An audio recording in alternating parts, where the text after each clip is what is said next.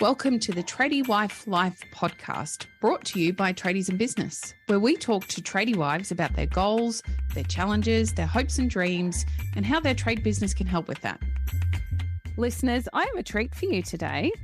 On our quest to find interesting podcast guests for you to be listening to their story and sharing in their journey, one of my team, I think Matt must have met you, Danita, somehow, somewhere along the way. Matt is the collector of people. He's a pretty interesting fellow himself. And he floated this idea by me. And I'm like, oh, you don't even need to ask me twice. Just go and lock Danita in as quickly as possible. We are being joined today by Danita Warne, the CEO of Master Builders Australia.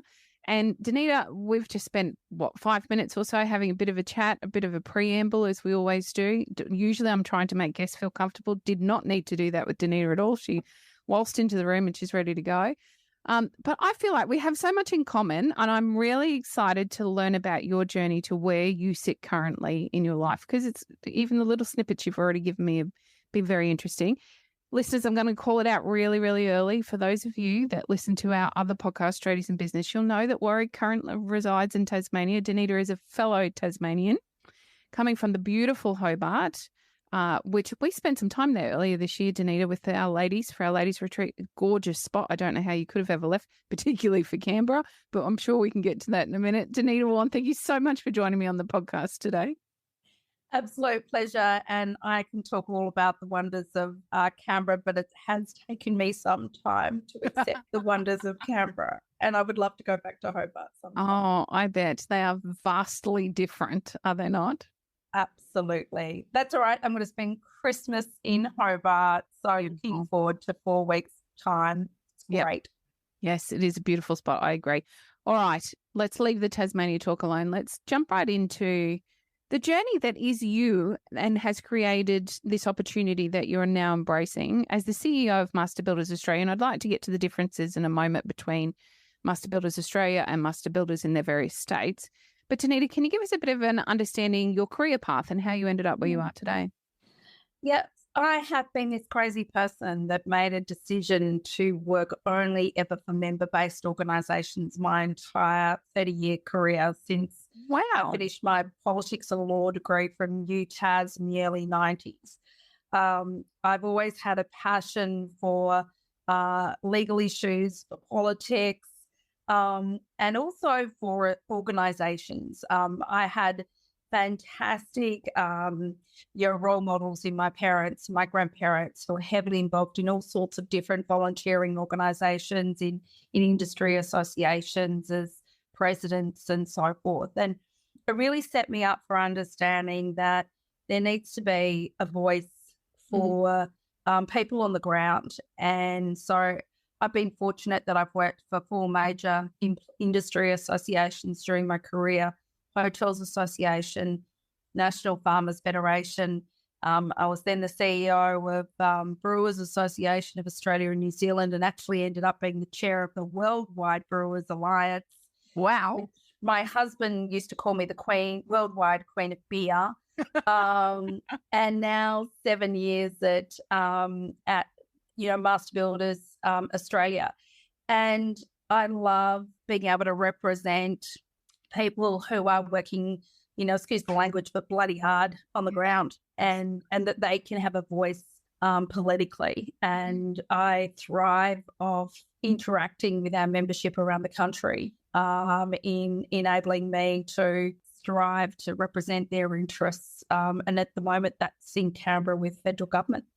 Absolutely fascinating. I recently spoke to another CEO of another organisation who's had a very similar career path to you, Danita. And I've to be really honest with you, I didn't even realise that it was a career path that you could embark on. And so I found it fascinating, like you, very similar background. And it's, for me, the big question was, how do you even begin to understand, given your vastness in your career, how do you begin to understand what your community members require from an organisation like yours? Like, how do you get down and understand what those grassroots issues are? It's really simple about communicating, and communication is two-way. I'm a great talker, but also you've got to be a really good listener. And it's all about active listening. and really understanding the crux of the issues that are affecting those who you represent. And sometimes that's why I get a little bit frustrated sometimes with politicians, that they're not good active listeners. They're good talkers, but not good listeners. And so from my perspective, member organisations, regardless of their size, regardless of what the issue is, you've got to ensure that you are listening to your membership, you're understanding their key issues, and then you can articulate those through our advocacy positions. And it's really as simple as that. And you've got to also love and be focused on the issues that you're representing. So for me, all the associations I've worked for have been in areas of personal interest. I worked my way through university waitressing, and so that's why I love being in the hotel industry and the beer industry. I grew up in the farming community south of Hobart, so that's why I love the farmers. And now with Master Builders, my brother is a builder. I've seen the struggles he's gone through. He said to me when I first got this job, but you know nothing about building. And it's like, we've got enough builders around our board. I don't need to know the intricacies of building, but I do need to understand how to advocate best for builders. And that's what I'm good at. Yeah, I couldn't agree more. We talk quite frequently. As all of our wives that are listening, I don't need to know how to build a house. I don't need to know how to fix an engine. I don't need to know how to wire a house to be good at business. And I think you're saying the exact same thing. To be able to advocate, right. It's not about the tin tacks of what they do. It's about the struggles and the frustrations and what's getting in the way. And how can I then advocate for that? So that you mentioned the word articulate. I think that's the most important word you said all the way through there. Being able to articulate what your members are going through and what they're faced through has to be, from my point of view, the most important thing that an association can be doing for its members, that articulation piece.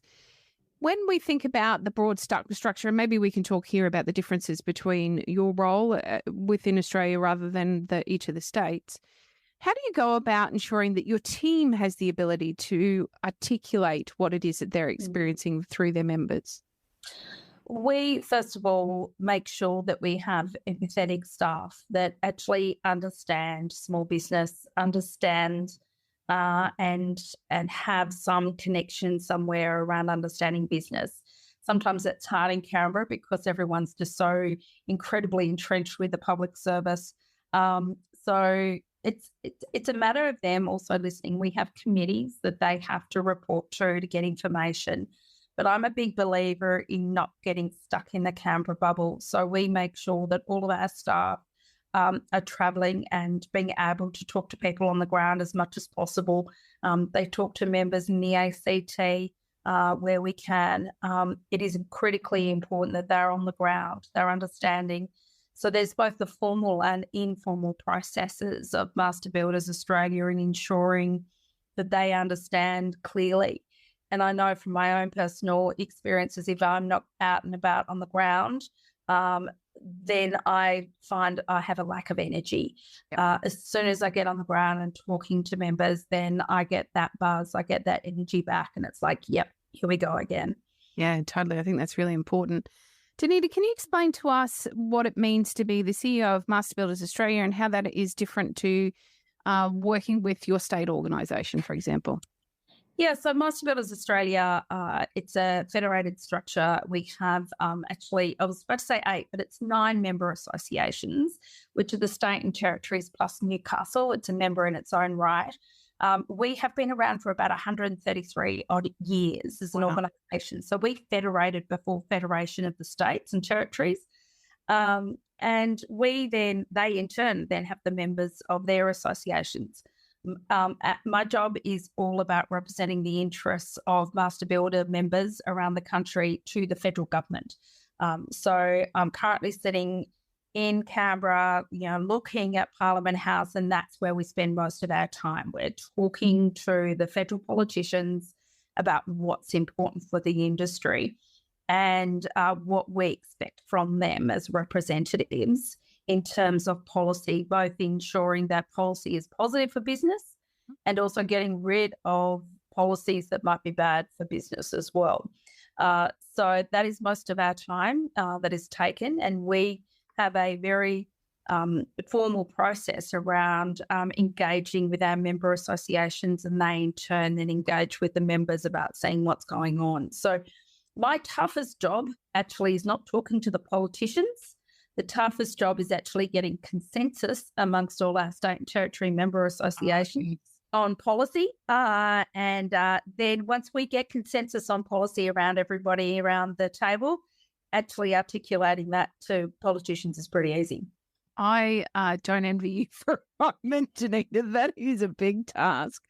So our client base is all over Australia and New Zealand, and the differences between state are absolutely mind-blowing. And I'm trying to find commonality. Yes, there's some, and of course we have very similar frustrations, of course, but the commonality can be very tough to find because each state has its own set of laws or its own set of guidelines that each business needs to adhere to. And it makes it very hard then, I think, even for us to be representing our client base, to be able to talk to organisations like your own to give a reasonable consensus of what people are going through. So I wonder how challenging that must be for you, even if we just think about how the laws are different, even contract laws are different in every state. How on earth do you keep abreast? And is that, I suppose, the opportunity of the state-based organisations to then come back and brief you so that you can create a consensus? Or what does that look like? Yeah, it's difficult. And we, of course, know that in many instances, the laws that impact our members the most on the ground are actually state territory laws. They're not necessarily federal laws. And there's one exception, IR. But, putting that aside, a vast majority of the issues we're dealing with actually are state-based, but they're taking a national coordination approach. Yep. So we'll be dealing with the Building Ministers Forum, for example, where you get all the state and territory plus the federal ministers that look after the NCC. For us to actually get a consensus view amongst MBA, to then articulate that to a disparate group of ministers with very different implementation processes in terms of how the NCC is then regulated on the ground is really quite frustrating. And so it is one of those things where we have to take the components of all the issues. We have a really strict rule at Master Builders. There must be consensus on policy. And if we can't get consensus on policy, then we won't pursue a policy, but we will consult on tactics.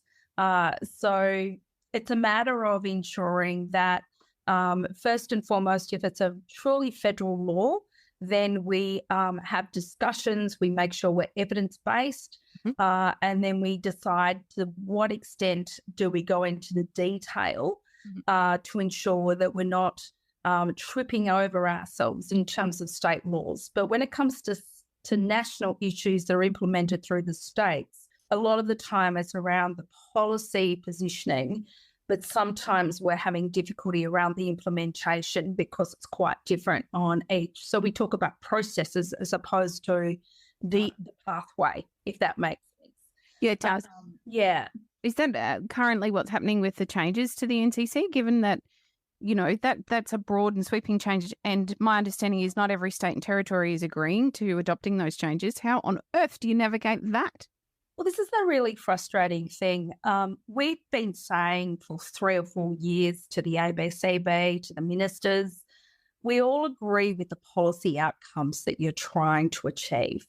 But can you please ensure that you have a transition process, a pathway that is actually going to suit the early adopters, right through to people that are struggling with change, particularly in the current environment. Yes. So can you stipulate the laws but have a decent transition time frame upon which we can ensure that all people can implement it in an appropriate way?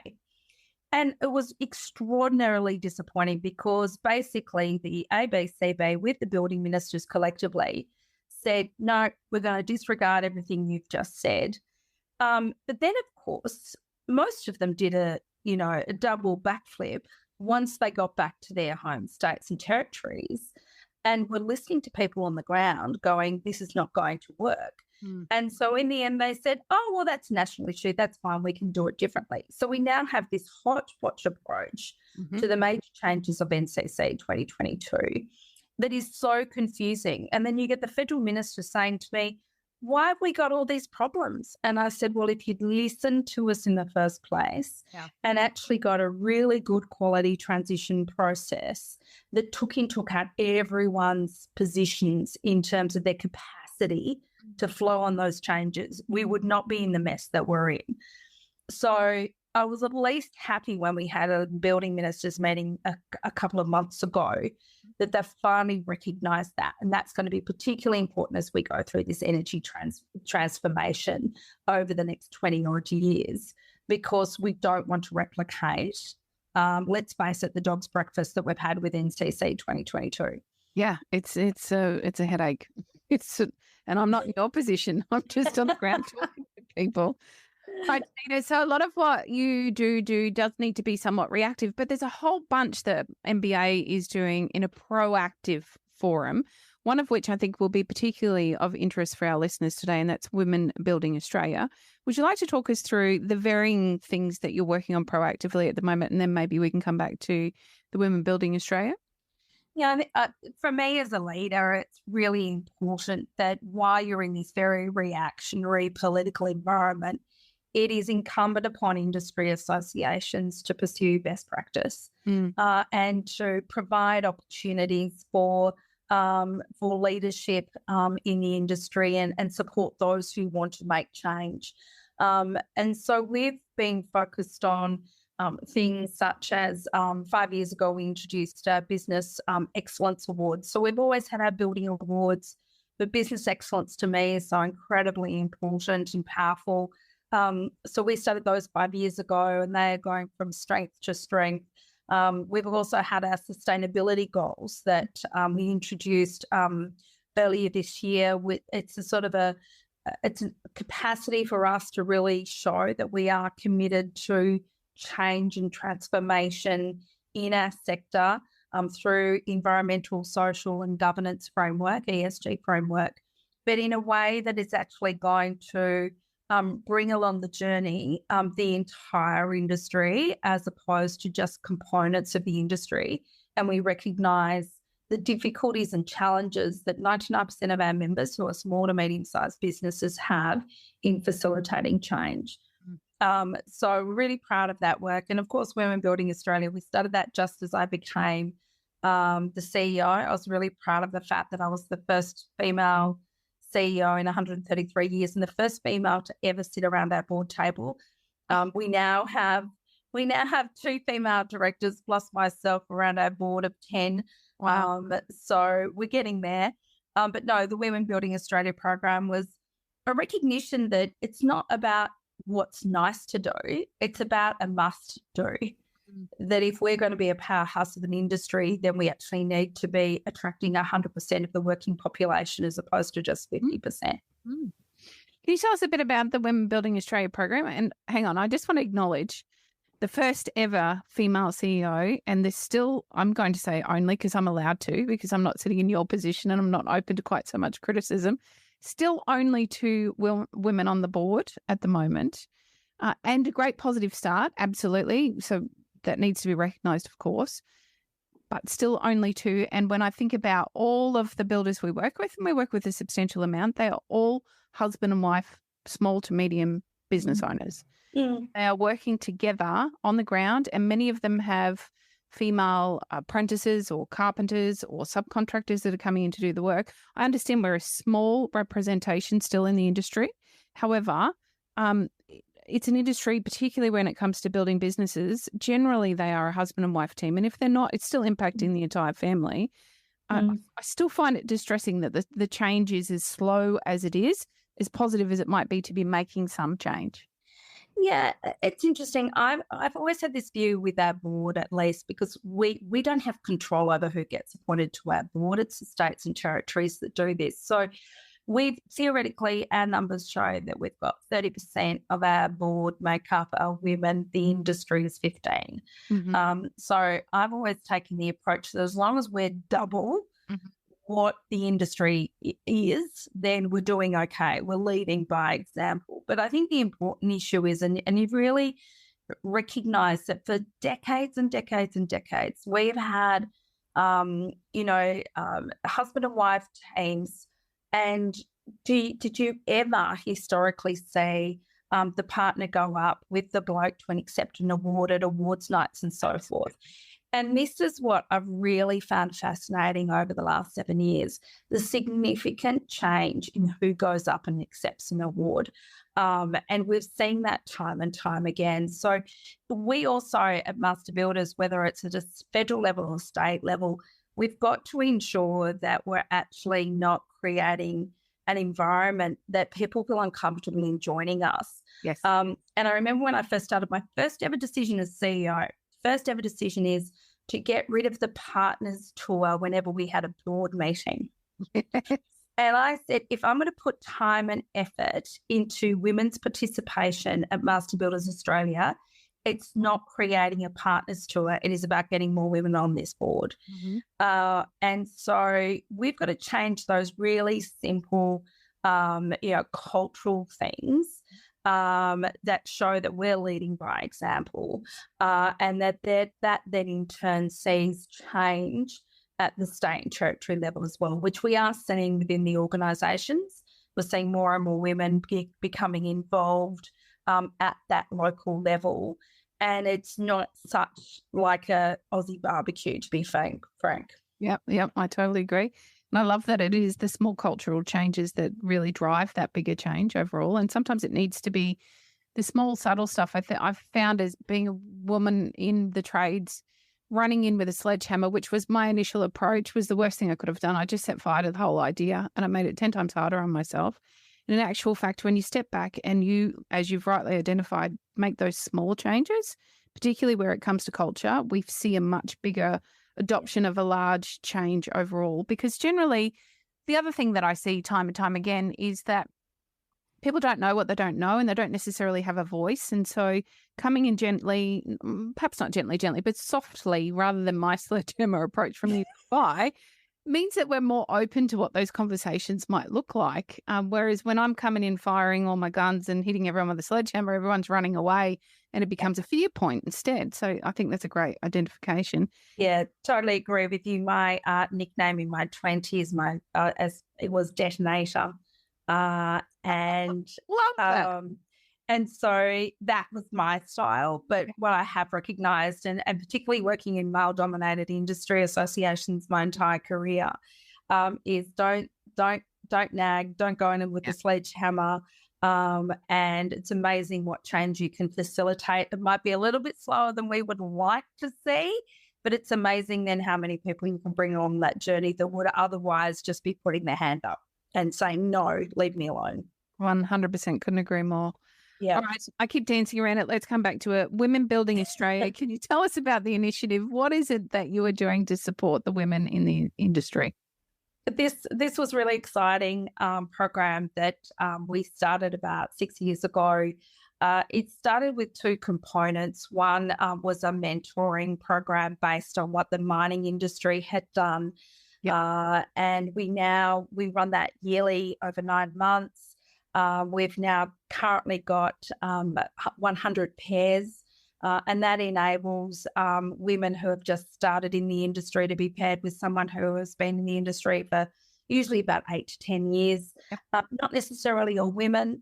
Sometimes it's been men mentors as well. Mm-hmm. That's been incredibly empowering. So we did that. We also introduced Women Building Australia and attending the Careers Expos around the country. Love it. That has been amazing. I remember the first time we went and we'd be nearly standing there twiddling our thumbs. By now, we have to have not only event staff, but we also have female volunteers from the industry coming and giving their time to answer questions from young women seeking to enter into the industry. And it is just incredibly amazing to see the change in interest and that build-up of interest. So that's also been really, really interesting. And since COVID, we're really seeing a significant uplift in the numbers of people engaging with us on that. With COVID, we were able to get some additional funding to enable us to do a couple of other things. One was really bump up our social media. So we have a lot of ambassadors and influencers, a really strong website. We have a female-led business register where there is a woman leader or owner of a business, you can register. So if people are looking specifically for female-led companies, they can go and search it up on our register. We also have resilience support in terms of resilience training, of business resilience. And then one I think has been really important, not used as well as I would have hoped, and that's a hotline for discrimination and harassment. Lovely. Where you may not want to automatically take something formally, you're seeking some third-party advice. So we have two amazing ladies who have worked in the industry for an exceptionally long time. They're consulting to us now and answering those calls. It's a triage system. It's not formal legal advice, but it's just someone who understands the industry, who will be a sympathetic ear and give some support to that person in making a decision about what to do next with the issue that they've been confronted with on site. So they're the components of it. We're currently getting it independently reviewed. We're really keen to build on what we've been able to achieve. And certainly if you look at the numbers of commencement in trades, for example, we've quadrupled in the last 2 years. It's still off a ridiculously low base, sure, but nevertheless, it's a start, and we want to maintain that trajectory of significant uplift. And it was really amazing seeing our third female National Apprentice of the Year was awarded last weekend. An amazing young lady who has very kindly given her support to the Women Building Australia program, and she will now be one of our new ambassadors. That's fantastic. I'm so excited for you. There's some of the stuff that was missing I'm not a tradesperson. I was married to a builder, and when I first sort of dipped my toe into the industry, there was nothing. There was no support. There were a couple of partner networks within the associations, and that was so not what I wanted anything to do with because of the immediate connotation that came to mind for me. I saw myself as a joint business owner, and that was the kind of support that I wanted and was looking for, and it wasn't available at that time. It is now. Overwhelmingly, I see more and more that there is support for women in every stage of trades businesses, whether it be from being on the tools to, working as a bookkeeper or to be side by side running the business. I love that there is that support available to all of us because it's been far too long that we've been waiting for it. I was thinking, as you were talking a little bit earlier, if I'm someone on the ground, quite often I think we're not educated around what associations are doing for us. And so we've spoken about a bit of that today in the proactivity and the voice to Parliament. If I've got an issue, though, rather than complaining about it, which is something I see a lot, unfortunately, in social networks, I believe that there's an opportunity for me on the ground if I'm facing an issue and I would like it to have a bit of attention because it's something that I'm hearing from all of the people that I'm seeing on site as well. What can I do with that with an association? How do I bring some attention to that? It's simple. Ring. Our member associations ring us. I used to run a state organisation, and I always try to pitch the association as your one-stop shop of first advice. So 9 times out of 10, if you make a call and we can take it into account, put it into our system, help you with a certain issue, that's what we're there for. We're there to provide support. Someone likened industry associations to gym membership to me yesterday. Mm-hmm. You can have the best gym in the world. The gym will be sending you out copious amounts of information about their services. But if you don't interact with the gym and you don't go, then you're going to get nothing out of it. And it's very, very similar. If you're a member, engage, go to the briefings, make those phone calls. If you're getting grumpy about something they're doing, well, go and pick up the phone and tell them that you're grumpy. We need to know as association representatives whether or not we are doing the right thing by you. You are the member. it's not our association, it's your association. And you should have the capacity to make your voice heard. And if it's not, well, start revving things up, try and get onto the boards and those sorts of things, because you can't facilitate change unless you are actively involved in some form or another. And that's what I've always believed in. I'm heavily involved in not only running associations, but being a member or volunteering in organisations. And you will get as much out of it as you give. Yeah, totally. I think that was going to be one of my questions. How do you get the value out of your association? You've wrapped that up perfectly. I think it's really important for you as a listener to understand this is your opportunity to be represented. As a single voice, unfortunately, we're rarely heard, but as a collective, we can be heard and we have that opportunity. However, you won't be heard the way you want to be heard unless you tell people what you want them to hear. And if you're not actively engaging with your membership, with whatever association you might have the opportunity to be part of, you don't have that option then to be heard. So I really support and encourage you to get involved in an organisation and ensure then that you are actively involved, not just passively. Don't just buy into your membership and then sit by and get all upset because nobody's representing you and what it feels like to be you and your business. Reach out and ask for that assistance or give the feedback where it's required as well. Danita, I could talk to you all day long. I love the direction that you are taking things there at Master Builders. I'm very excited for the changes that are yet to come. I hope you're planning on staying in your position for a very long time, or as long as you're able to. I would love you to let our listeners know what would be the best next step for them if they were interested in learning more about the Master Builders Association. Give the organisation a call. There's a lot of meetings. And if you're still not quite sure about us, we're conducting briefing sessions around the country at the moment. We're still got a few more in New South Wales and Queensland. So if you want to come and have a chat, I'll be floating around Queensland and New South Wales for a couple of weeks on our industrial relations briefings. So more than happy to speak to people. It's for members and non-members, those briefings. It's on our Defend Your Rights website. So give people a call, find out what it's about, talk to people who are actively involved and ask their views. But we're really keen to have people engaged. We cannot do the best job for the industry unless we are hearing loudly from our membership. And we want active participants and to make sure that we are doing the right thing on your behalf. It's as simple as that. You don't have to give, we know everyone is frantic and they're busy and they're trying to get stuff done. But even if you have some level of connectivity at some point in time, it's well worth it. You know, we have all sorts of different types of events at different times of the day. And so there's opportunities there for people to get involved. Thanks, Danita. You're an absolute joy. Listeners, check out the show notes. We'll put a bunch of links in there so that you can reach out to your local state and at least start the conversation if you haven't already. And if you're listening to this and you are a member and you've not been along to one of the events or the meetings of late, make it your mission to get to one in the next quarter so that you have the opportunity to actually get involved in what your membership affords you. Danita Warren, thank you so much for joining us on the show. Absolute pleasure. Thank you.